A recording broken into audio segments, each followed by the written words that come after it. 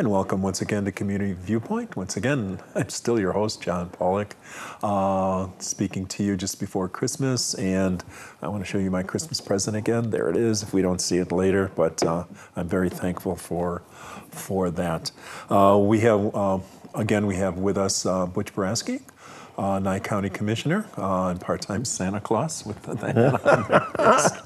And we're going to be talking a little bit about some of the things that you do that you're getting into really hot and heavy. It's something that we've needed for many years. We've had some missteps with, I'm talking about transportation.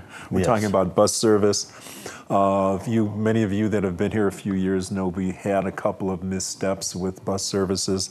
They tried, but it was independent contractors, I believe. Well, that service actually was more from Pahrump to Las Vegas and back. That did work good for a while, but then the ridership kind of backed off on that. And just before they went toes up, they tried to do a service here. They tried to put in, that just didn't work.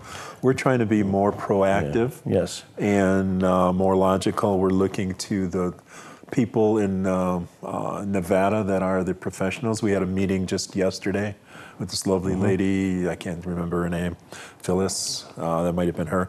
But we had a group of people from Integrity Taxi, the Chamber of Commerce, Coalition.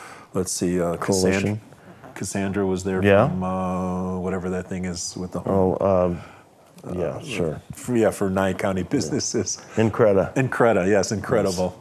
Yes. But so all the different people who are affected or can affect it were there brainstorming, and we were told about how to get grant money, what's going to cost, what we need. We need at least 5 buses. We had 3 routes. Well, you know a little bit better than myself. Yeah, well, I'll take over on that. Yeah. I've been working with a group of people, very dedicated, same people, for about 2 or 3 years now. It's very difficult to try with a community this big. It's over 300 square miles. It's very difficult to try to lay out bus routes and things like that. But yet, we have many people here who do need a bus because they obviously can't afford a car. Some people quite a few people are at minimum wage, and they're really not making that much money. And we've had all kinds of requests.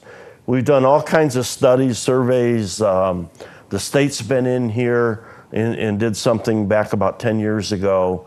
And everything is pointed to Pahrump is one of the larger areas, almost 40,000 people here, and we don't have any public transportation other than Integrity Taxi, and thank God they came in and stuck with it and took a loss for quite a while.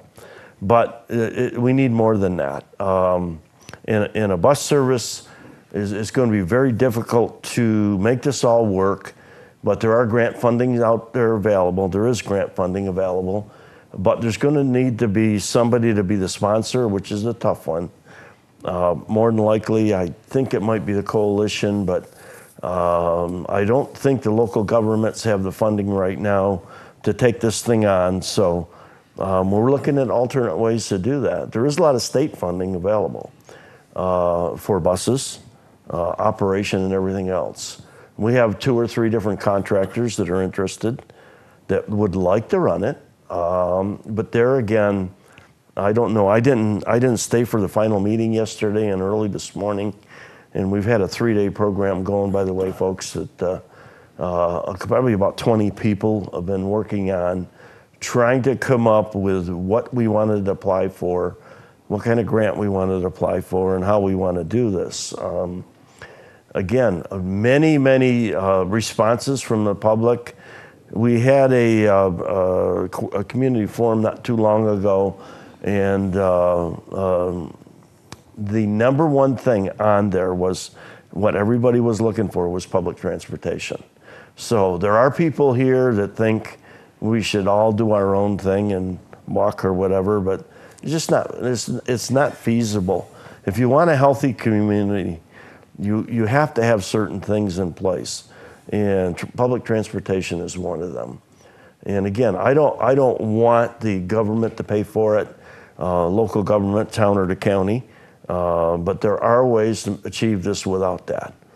And we're working really diligently on that.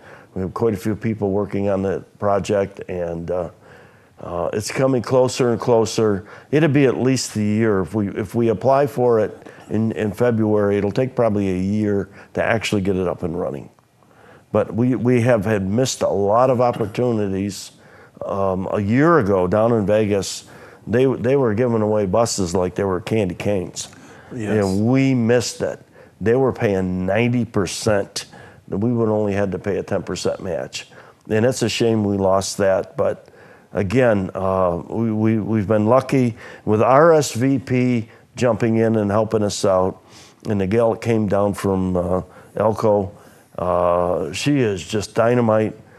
She knows how to make it work. She made it work in her Elko, which is similar in size as Nye County, and very, very spread out, similar to Nye County. So she's made it work, and she's trying to help us now. So look forward to this. To me, it would be a great sigh of relief that if we get this and get it up and running, that I did help the people in the community, those that needed it very dearly. And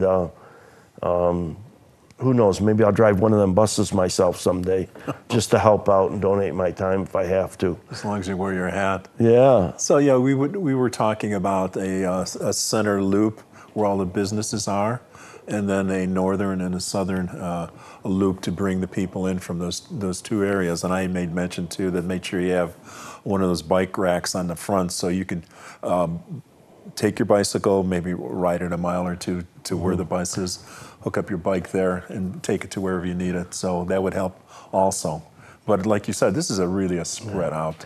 Well, I challenge all of you out there watching on my favorite TV station, KPVM TV, Channel 46 in Pahrump. And I just love this place. I mean, they're so nice to us here. But I'd say to you, look alongside the road when you're driving around. How many ladies do you see pushing a baby buggy, trying to drag groceries back to their house because they don't have transportation? How many senior citizens do you see walking up and down the side of the road and gravel and things like that because we don't have sidewalks? Now, I'm not advocating sidewalks or anything else, but there are people here who really, truly need transportation. And they're getting by, yeah, obviously they are, but to me, it just breaks my heart to see that again, a woman pushing a baby buggy with a small child and an armful of groceries and trying to go through the gravel, and of course you don't dare get on the edge of the road because you get run over here. But well, that would keep some of the shopping carts closer to Walmart well, and Smith's. You know, I thought about that earlier today. I went over to the senior center to. I try to get over there a couple days a week, sit with the seniors, listen to them. And a lot of them open up to me pretty good about how they feel about, and transportation is a big issue over there as well. Mm-hmm. They're having a little difficulties with their operation, but it's good to sit with those folks and listen to them. And again, they're a big part of it. Kathy is over there, who's been on our board. She works with the blind and disabled. She's been a very staunch member, has done every meeting, and God bless her. She really wants to get it to help her organization and her group who have, they don't have it so easy. It's tough for them to see, or they're totally blind or whatever, and it's sad that we have the need out there. There's just no, we just haven't been able to coordinate it, and there's been a reluctance from government, local governments to get involved in it. So we're going to make this thing work without it. Right. I know we are. This is a great meeting we just had. All kinds of plans are laid out, and we had 3 options, and I think we're going to be going for that this coming year. Right. Another thing you work on, and I also, as a AmeriCorps member, is helping veterans here, whether they're homeless or in crisis also. There's a lot that we're trying to get done for veterans in this area. Linda, who was just here, was talking about they have a food bank Monday, Wednesday, and Friday, I believe, at the VFW. But we're trying to get some place for veterans to stay. Yes, there is a program. I don't want to get into too many details, and I don't want to get anybody's hopes up, but it's starting to look better all the time. There's a group that came in here who are interested in help fund getting a location for veterans for a homeless shelter and a training center combination, which I think is a phenomenal idea. Because a lot of younger people that go into the service and come back really don't have the talents and the training. Not like when I was growing up where everybody learned to be a carpenter, a plumber, and truck driver or whatever and everything else. You got young guys going in right out of 18 years old going in a high school or whatever, or before college, and then they come out and they need a job too. So it'd be a training center in a homeless shelter for veterans only at this time. Hopefully we can build on that down the road and make that accommodate some of the other homeless we have here.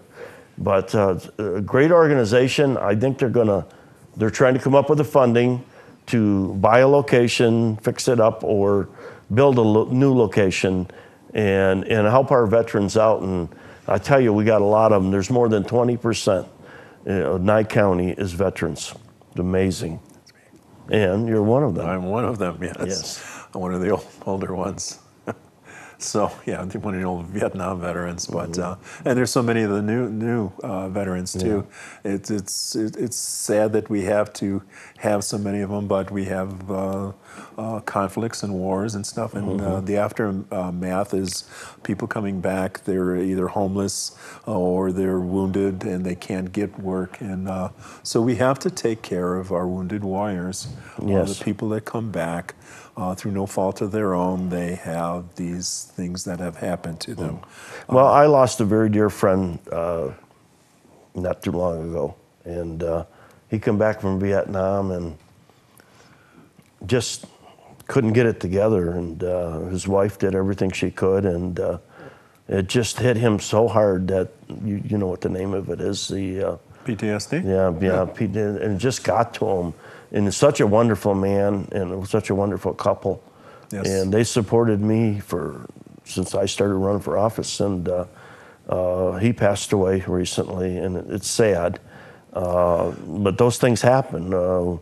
We got our men and women who stand up and go fight for our country and come back. And sometimes they don't come back, and